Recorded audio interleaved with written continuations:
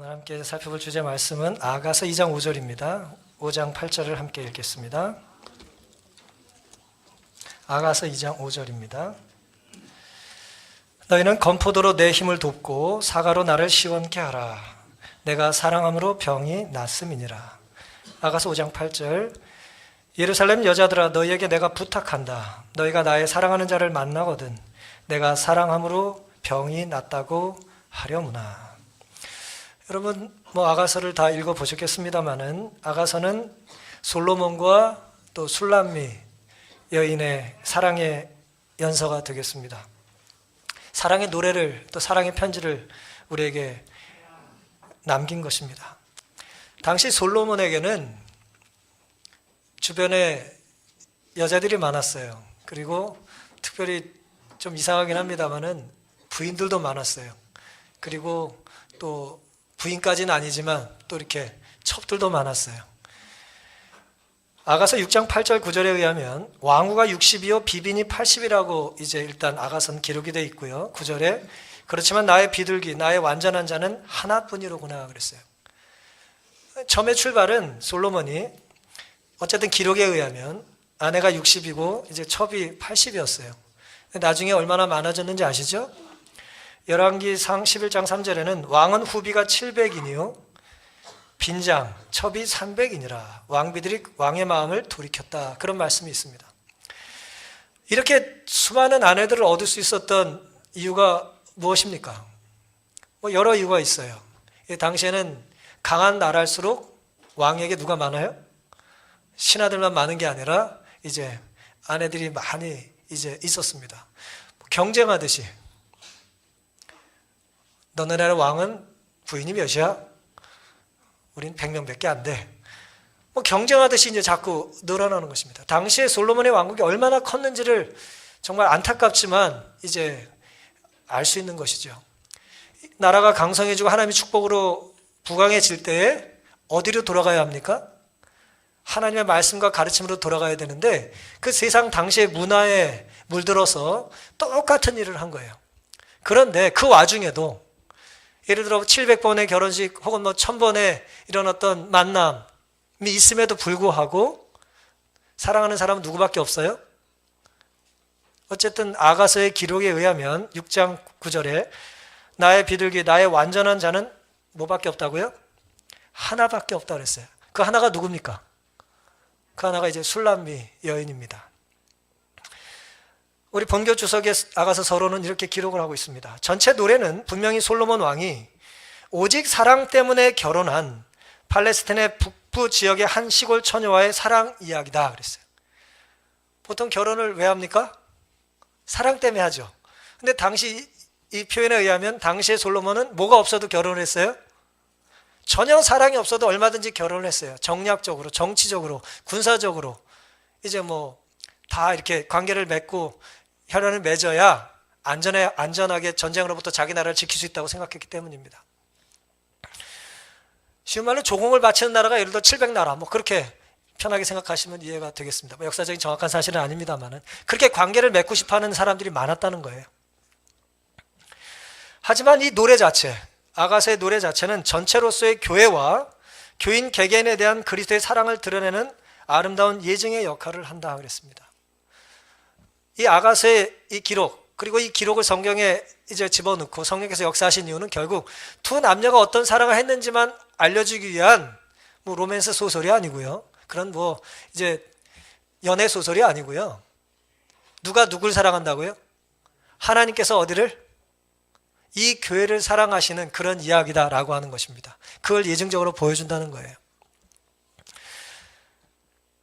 솔로몬은 술람미 여인을 그 1000명이 넘는 여자 중에 단 한 명의 사랑하는 사람으로 이제 택한 것입니다. 그리고 그런 사랑을 받았던 술람미 여인이 오늘 우리가 읽었던 주제 성경절에 의하면 내가 사랑함으로 뭐가 생겼어요? 사랑함으로 뭐가 생겼어요? 병이 들었답니다. 그러니까 솔로몬의 사랑을 받았고 자기도 솔로몬을 뭐 했겠어요? 사랑한 것입니다. 근데 사랑했는데 어때요? 아픈 것입니다.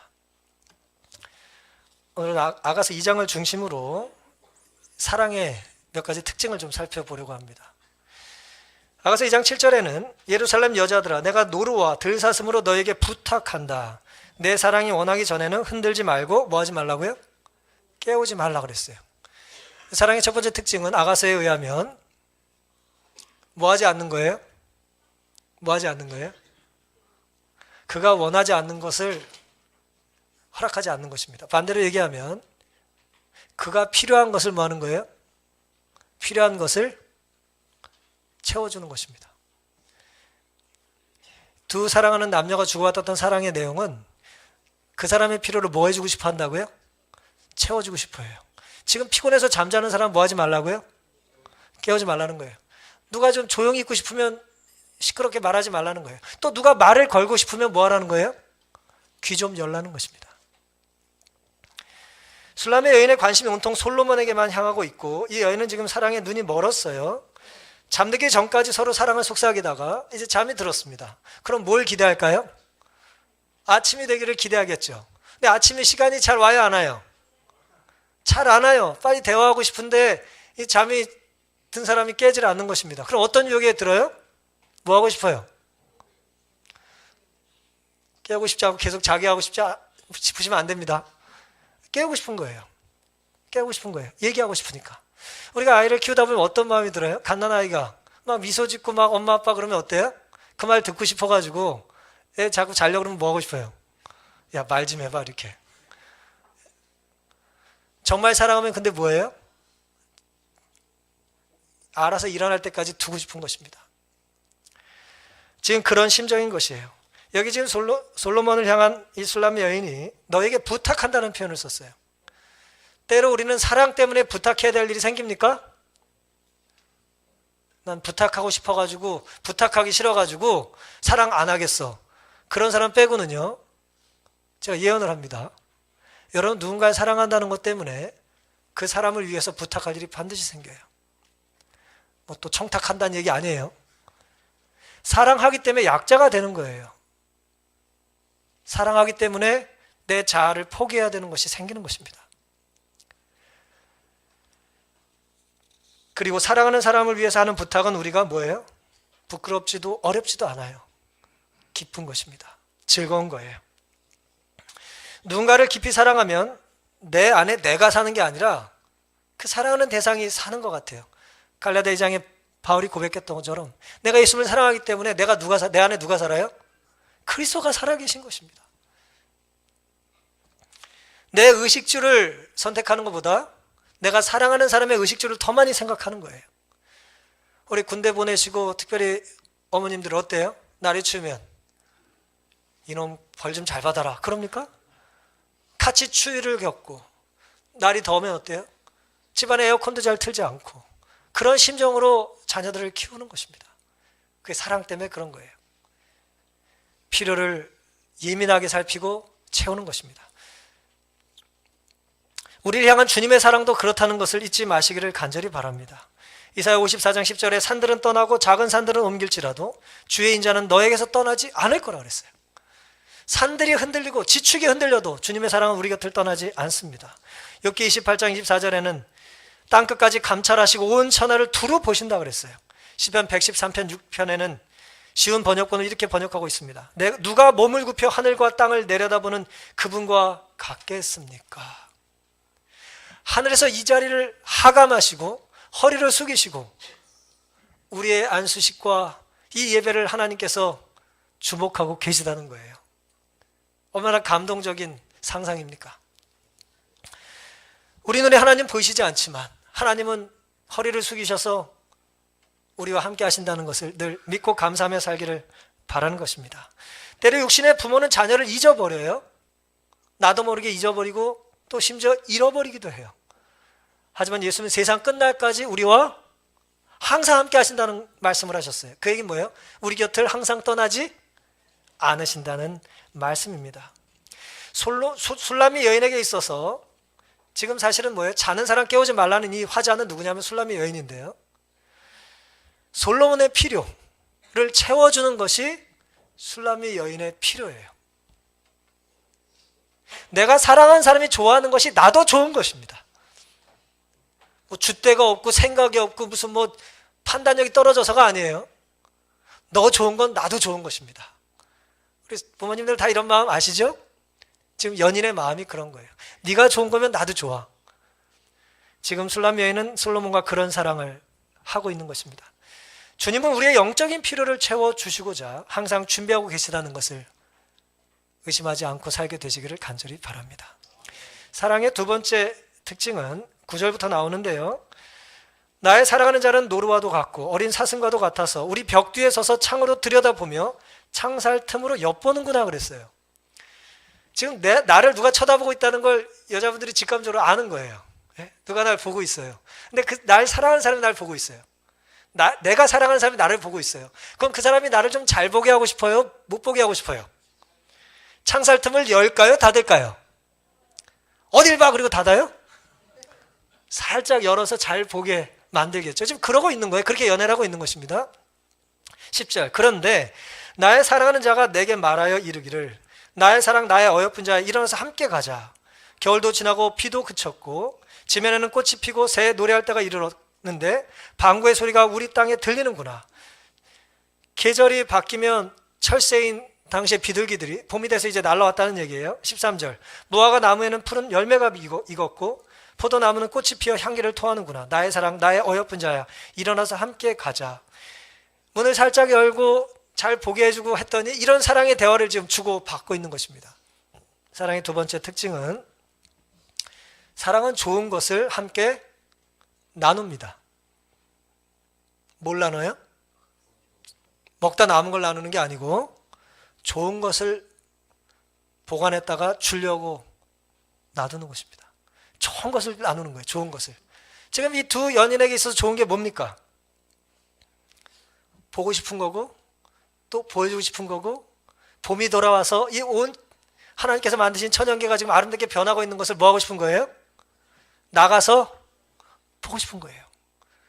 여러분 내년 봄이 됐을 때 소그룹에서 어디 나가자고 하시면 안 나가 그러지 마시기를 바랍니다. 예? 오히려 어디서 좋은 거 멋있는 거 귀한 걸 보시면 뭐 하셔야 돼요? 함께 가자고 하셔야 됩니다. 좋은 걸 보고도 아무도 생각나지 않으면 그 사람은 외로운 사람이 아니라 회개할 사람이에요. 난 이 좋은 걸 같이 나눌 사람이 없습니다. 하나님이 안 주신 게 아니에요. 내가 무관심한 것뿐입니다. 지금 둘이 뭘 나열하고 있어요? 겨울이 지났어요. 늦은 비가 지나고 이른 봄이 돌아온 것입니다. 꽃이 피고 새는 노래하고 철새 비둘기가 돌아온 봄이 온 거예요. 무화과 나면 열매가 포도나면 꽃이 펴서 향기가 납니다. 이걸 누가 나누고 싶어요 지금? 사랑하는 연인과 나누고 싶은 것입니다. 여러분 이게 모든 다 감각적인 거죠. 눈에 보고 귀에 듣고 손으로 만지고. 하나님은 우리에게 감각을 왜 주셨을까요? 사랑하는 사람과 귀한 것들을 함께 나누며 살라고 주신 것입니다. 이 손은 받기만 하는 것이 아니라 주기도 하는 거예요. 아름다운 걸 보기도 해야 되지만 내 속의 아름다움을 보여주기도 해야 되는 것입니다. 그래서 우리에게는 귀도 있고 눈도 있고 코도 있고 하나님께서 그렇게 감각을 주신 거예요. 우리의 영혼은 어떤 감각이 있어요? 하나님께서 우리에게 은혜를 주시면 어떻게 반응해야 됩니까? 아멘 하고 감사하고 그렇게 반응을 해야 돼요. 우리가 다 귀한 우리 찬양하셨던 우리 교수님처럼 아름다운 찬양을 할 수는 없지만 우리 뭐 할 수는 있어요? 듣고 반응할 수는 있잖아요. 한 명만 반응해요? 듣고 뭐 할 수 있다? 반응할 수 있잖아요. 그게 우리에게 주신 하나님의 선물이에요. 들을 수 있는 혹은 듣지 못해도 느낄 수 있는 볼 수 없는 혹은 보지 못해도 만질 수 있는 그리고 영적으로 깨닫게 해주신 은혜를 주신 것입니다. 사랑하는 성도 여러분, 이렇듯 사랑은 가만히 있지 않아요. 용기를 내서 가자고 제안하는 거예요. 남자는 여자에게, 여자는 남자에게 프로포즈 하는 거죠. 우리 어디 보러 갑시다. 맛있는 거 나눠 먹읍시다. 다가가는 것입니다. 기다리기만 하는 건 아니에요. 주님의 사랑도 우리를 향하여 적극적으로 다가오시죠. 잃어버린 한 마리 양이 들어오기 전까지 뭐 하신다 그랬어요? 찾을 때까지 찾으신다 그랬어요. 사랑을 하면 따라서 모든 것이 선물로 보여요. 여러분, 제가 여러분들이 선물로 보인다는 것은 제가 여러분들을 사랑하는 것이고 여러분이 저를 선물로 보시면 여러분이 저를 사랑하는 거예요. 근데 사랑하지 않고 있을 때는 선물로 보이지 않고 뭘로 보여요? 짐으로 보입니다. 어떻게 저 인간을 챙기나. 짐으로 보이는 거, 부담이 되는 것입니다. 함께 보내는 게 불편한 거예요. 우리에게 필요한 건 뭡니까? 사랑하는 마음을 갖는 것입니다. 그런 모든 것이 선물이에요. 봄의 꽃도, 여름의 아름다운 바다도, 가을의 숲과 바람도, 겨울의 뭐예요? 눈과 시원함도. 다 뭘로 보여요? 선물로 보이는 것입니다. 혼자 아름다움을 느끼는 것이 불완전해서가 아니에요. 혼자 아름다움을 얼마든지 우리는 느낄 수도 경험할 수도 있지만, 아이러니하게도 사랑을 시작하는 순간 혼자 누렸던 모든 것들이 뭐로 보입니까? 불완전하게 느껴지는 거예요. 미완성이 되는 거예요. 그 맛있는 것도 사랑하는 사람과 함께 먹지 않으면 맛있지 않는 것입니다. 그 귀하고 아름다운 것도 같이 보여주기 전에는 뭐예요? 아름답지 않은 거예요. 덜 아름다운 것입니다. 완전히 완전을 덧붙이는 것처럼 오늘 우리가 누렸던, 그동안 사랑하기 전에 누렸던 모든 것들은 사랑함으로 완성된다는 것을 잊지 말고 사시기를 간절히 바랍니다. 근데 우리가 사랑의 선물을 하나님께로부터 공급을 받는데, 많은 경우에 이 사랑의 선물을 함께 나누자고 뭐 하냐면 우리는 때로 부딪혀요. 사랑의 선물을 주겠다고 하다가 사랑하는 사람의 마음에 상처를 주고, 사랑의 선물을 받겠다고 하다가 주려는 사람이 아직 준비가 덜 됐을 때 상처를 주는 것입니다. 꼭 기억하시기 바랍니다. 사랑의 선물은 내가 사랑하는 사람보다 더 우선적이진 않습니다. 자, 여기 금덩어리 하나 두고 교회 나오지 말까요? 아니에요. 이 세상 어떤 것도 우리의 인격체, 예수님께서 십자가에 달려 돌아가시면 구원하신 우리보다 더 귀한 선물이 될 수는 없다는 것을 잊지 마셔야 합니다. 사람이 가장 귀한 선물이에요. 그리고 가장 귀한 선물인 사람은 또 다른 작은 선물들을 함께 나누려고 한다는 걸 기억하며 살게 되시기를 바랍니다. 사랑의 마지막 특징은 싸우는 거예요. 뭔 소리라냐? 아가서 2장 15절. 우리를 위하여 여우 곧 포도원을 허는 작은 여우를 잡으라. 우리의 포도원에 꽃이 피었음이니라. 무슨 뜻입니까? 우리가 사랑하며 살다 보면 이 사랑의 포도원을 허물려고 하는 뭐가 있어요? 여우들이 있어요. 이건 당시 문화적으로, 역사적으로 보면은 봄에 이제 꽃이 필 때쯤 되면 따뜻한 햇살과 함께 그 주변에 여우들이 작은 굴을 뚫고 살다가 그걸 다 갉아먹는데요. 갉아먹는답니다. 그러니까 생명을 틔워야 될 그 상황, 서로 연애하고 서로 함께 보고 가꿔야 될 그 포도원을 지금 누가 망가뜨리고 있어요? 작은 여우가. 이제 작은 여우가 망가뜨리고 있는 것입니다. 그럼 진짜 사랑은 이 여우를 어떻게 됩니까? 여우를 애완으로 키우시려고 하는 분들이 있는데, 반려동물이 아니에요. 여우는 어떻게 됩니까? 싸워야 돼요. 죄가 가득한 이 세상에는 필경 사랑 때문에 싸워야 될 일이 있습니까? 사랑의 대상을 싸우지 마시고 사랑을 망가뜨리는 대상과 싸워야 돼요. 그게 누굽니까? 사탄이에요. 우리의 싸움, 우리의 씨름은 악한 영에 대한 것이지, 우리가 함께 더불어 사랑하며 필요를 채워주며 또 섬기며 선물을 나눠야 될 사람이에요, 아니에요? 아닌 것입니다. 사랑은 사랑을 지키기 위해서 뭐 한다? 싸우는 것입니다. 우리 함께 이 교회를 흔드는 악의 세력에 대해 싸움에 동참해 주시겠습니까? 교회는요, 그래서 병원이기도 하고 아픈 사람을 위해서 선과 악의 싸움에 있어서 전장과 같은 거예요. 우린 여기서 전사들을 양성해야 되는 거예요. 이 악한 세상을 싸워 이길 수 있는 사람을 양성해야 되는 것입니다. 무기는 다양해요. 온유함과 겸손함과 또 사랑과 그 모든 것들이 우리가 싸워서 이길 수 있는 무기인 것입니다. 베드로전서 5장 8절 9절에는 근신하라 깨어라 너희 대적 마귀가 우는 사자같이 두루 다니며 삼킬 자를 찾는다 그랬어요. 여러분, 성경이 하나님의 말씀인 걸 믿으십니까? 그러면 사탄이 두루 다니며 이 장희동 교회를 잡아먹으려고 생각을 할까요, 안 할까요?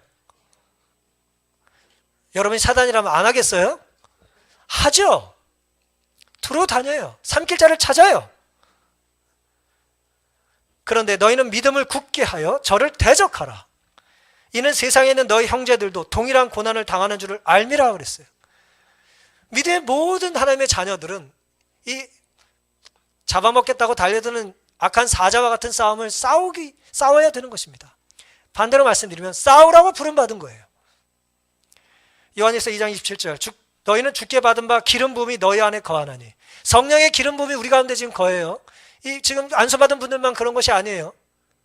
우리 모두에게 지금 성령의 기름이 부어진 것입니다. 너희 안에 거하나니. 주의 받은 바 기름 부음이 너희 안에 거하나니. 너희를 가르치신 그대로 주 안에 거하라 그랬어요. 하나님께서 우리에게 기름을 부어주시는 곳에 뭐 하는 거예요? 거하셔야 됩니다. 여러분의 포도원을 지키셔야 되고 이 교회 안에 거하셔야 돼요. 믿음과 사랑의 교제를 부서지 마시고 무너뜨리지 마시고 작은 여우를 잡으셔야지 옆 사람을 잡으시면 안 되는 거예요. 하나님 우리에게 사랑하라고 준 사람들이에요. 여러분 이 얼마나 놀라운 말씀입니까? 요한이 목회하던 1세기에 베드로가 목회하던 1세기에 그 소아시아의 그 교회들에 사탄이 뭐하고 있다는 거예요? 두루 다니며 삼킬자를 찾았다는 거예요. 성령 충만했던 사도들이 목회하던 곳에도 사탄이 뭐 한다고요? 다가가서 미혹한다는 거예요. 오늘 우리에게 사탄이 다가와 이 교회를 흔들려고 하는 건 아이러니하게도 이상한 일이 아니에요. 그건 이상한 일이 아닙니다. 우리에게 눈물이 있고 상처가 있는 건 이상한 게 아니에요. 그건 우리가 믿음대로 살고 있다라고 하는 증거예요. 왜요? 여러분 밖에서 싸우다가 부딪히다가 뭐 그러다가 싸운 거면 그건 믿음대로 산 것은 아니지만 우리가 이 포도원을 지키기 위하여 포도원 안에서 때로 마음이 상함도 있고 고통이 있는 것은 1세기에 요한이 목회하던 교회 7교회와 우리가 다른 것이 아니라 뭐 하다는 거예요? 우리가 같은 길을 가고 있다는 증거예요. 역설적으로. 베드로전서 4장 12절에는 사랑하는 자들아 너희를 시련하러 오는 불시험을 이상한 일 당하는 것 같이 이상히 여기지 말고 오직 너희가 그리스도의 고난에 참여하는 것으로 즐거워하라 그랬어요. 이상하지 않습니까? 불시험이 오는데 뭐 하라고요? 이상히 여기지도 말고 그건 정상이라는 거예요. 이 죄악 가득한 세상의 정상이라는 거예요. 그 다음 또 뭐예요? 오히려 그리스도의 고난에 참여함을 인하여 즐거워하라는 것입니다.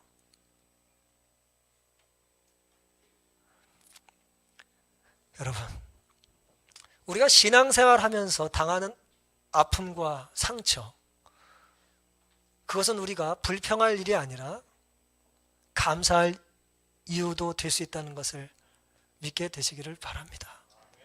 밖에서 아프지 않고 교회에서 아프고 밖에서 싸우지 않고 때로 우리가 이 교회를 지키기 위하여 투쟁하는 것은 거룩한 일이에요. 의미 있는 일입니다. 1965년에 어떤 남자가 오레곤 포틀랜드주에 있는 케네디 고등학교에서 이제 음악 교사로 이제 시작을 하게 됐어요. 이 사람의 원래 꿈은 교향곡을 작곡해서 유명한 음악 연주자여 지휘자가 되는 것이었는데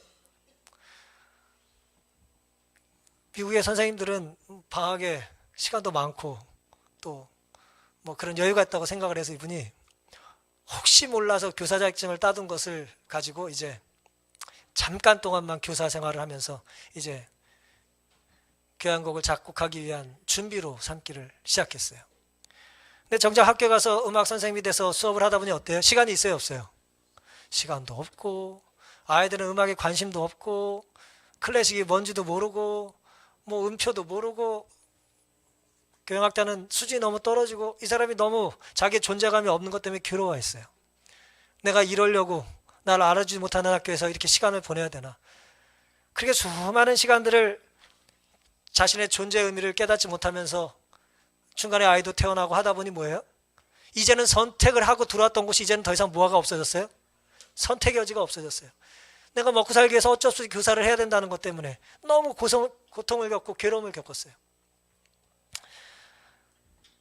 그러다가 30년이 지났어요. 1995년이 됐습니다. 그 학교의 이사회가 더 이상 예산 지원을 못 해준다 그래서 음악 과목이 없어졌어요. 여러분 한번 생각해 보세요. 30년을 내가 하고 싶은 걸 못하면서 먹고 살기 위해서 어렵게 고생을 하며 그 일을 했는데 이제는 뭐 하라는 거예요? 나가라는 거예요. 당신 나가라고. 자기가 성공한 인생이라고 생각했겠어요? 실패한 인생이라고 생각했겠어요? 패배자요, 실패자라고 하는 이 자괴감이 빠져가지고 이제 마지막에 자기가 30년 몸담았던 학교에서 교정을 이제 음악실에서 자기 책을 정리하고 책상을 정리하면서 아들과 부인의 손을 잡고 나오기 시작했습니다. 근데 오다 보니 강당에서 무슨 소리가 들려요? 뭔가. 그리고 강당에 들어가 봤더니 교직원들과 그동안 자기가 30년 동안 가르쳤던 제자들이 가득 그 강당에 있었던 것입니다. 그리고 그 가르쳤던 제자 중에 한 제자는 그 주의 주지사가 돼서 깜짝 은퇴식을 준비하며 이제 헌사를 이렇게 하기 시작했어요. 홀랜드 선생님은 내 삶에 막대한 영향을 끼쳤습니다. 제가 아는 많은 사람들도 같은 영향을 받았죠. 그러나 저는 혹시 선생님이 자신의 인생을 허비했다고 생각하실까 봐 걱정이 됩니다. 선생님은 언제나 교향곡을 작곡하고 있다는 소문이 있었어요. 교향곡이 완성되면 선생님은 유명해질 거고 부자가 될 거라고 했죠. 그러나 지금 선생님은 부자도 아니고 우리 마을을 벗어나면 그리 유명하지도 않아요. 선생님은 자신을 실패자라고 생각하기 쉬우실 거예요. 혹시 그렇다면 선생님은 잘못 생각하시는 거예요. 저는 선생님이 부와 명예보다 훨씬 뛰어난 성공을 거두셨다고 생각하거든요. 주위를 둘러보세요. 이 강당에 선생님께 영향을 받지 않은 사람은 하나도 없어요. 우리 모두는 선생님 때문에 좀 더 나은 사람이 되었어요. 홀랜드 선생님, 우리가 선생님의 교향곡이에요. 우리는 선생님의 교향곡을 이루는 선율이고 곡조입니다. 우리가 선생님이 만드신 음악입니다. 이 영화를 보신 분도 계시겠지만 홀랜드 오퍼스라고 하는 이 영화의 마지막 장면입니다.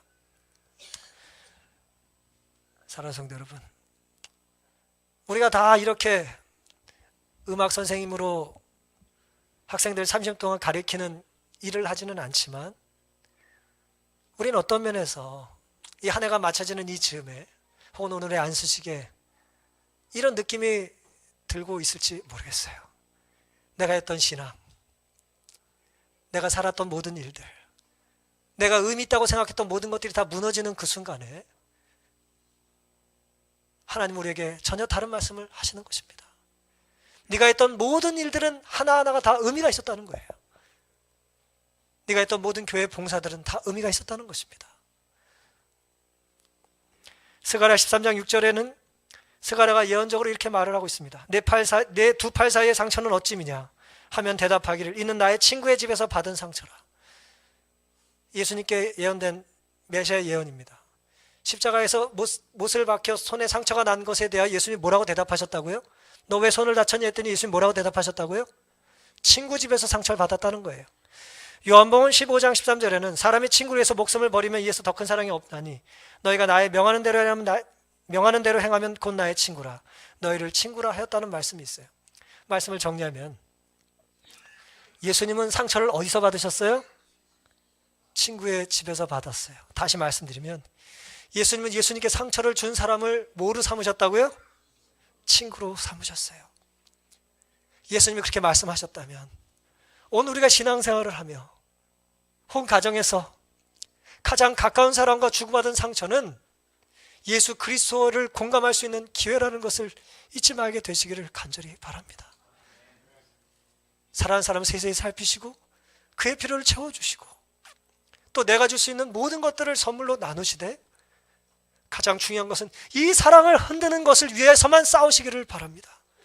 우리가 싸워야 될 대상은 친구가 아니라 친구에게 상처를 주는 혹은 나에게 상처를 준 친구 속에 있는 악한 영이라는 것을 기억하시고 우리가 예수 그리스도를 쫓아서 믿음 안에 끝까지 살기를 다짐하는 이 귀한 안식일 되기를 바라면서 오늘 말씀을 마치겠습니다.